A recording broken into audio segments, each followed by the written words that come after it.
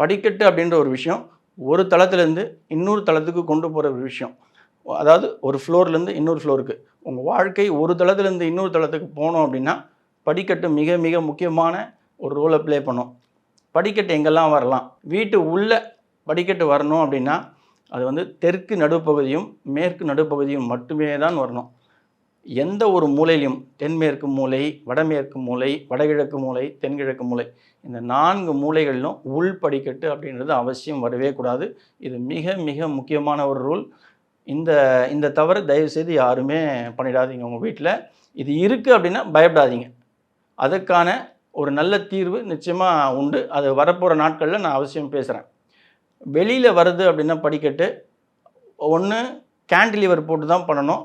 அந்த கேன்டிலீவர் வந்து பூமிக்கு இல்லாமல் இருக்கணும். இது ஒரு நல்ல ஒரு என்ஜினியரை வச்சு நீங்கள் பண்ணுங்கள். கேன்டிலீவர் அப்படின்றது வந்து பில்டிங்கோடு சேர்ந்தே வெளியில் ப்ரொஜெக்ட் ஆகி வரக்கூடிய ஒரு விஷயம்.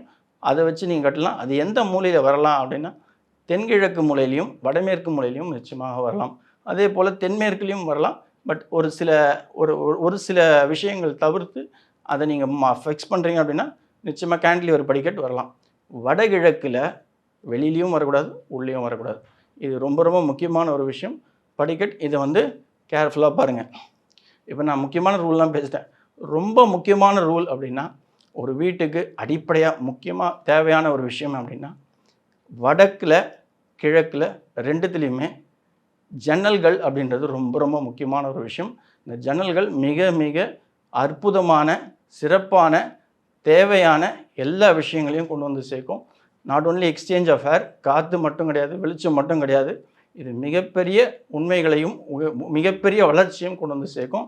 வடக்கு அப்படின்னா கிழக்கு ஒட்டியும், கிழக்குன்னா வடக்கு ஒட்டியும் இருக்கிறது மிக மிக சால சிறந்தது. இந்த ஜன்னல்கள் மிகப்பெரிய ரோலை ப்ளே பண்ணும்.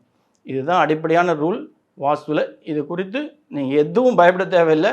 இந்த ரூலை நீங்கள் படிச்சிட்டீங்க, புரிஞ்சுக்கிட்டீங்க அப்படின்னா ஒரு நல்ல சிறந்த வாஸ்து உள்ள ஒரு வீட்டை உங்களால் ஈஸியாக அமைச்சிட முடியும். நன்றி. ஆழ்வார் ஆச்சாரியன் எம்பெருமானார் ஜீயர் திருடிகளே சரணம். ஆண்டாள் பிச்சொக்கலிங்கம் திருடிகளே சரணம் சரணம் சரணம்.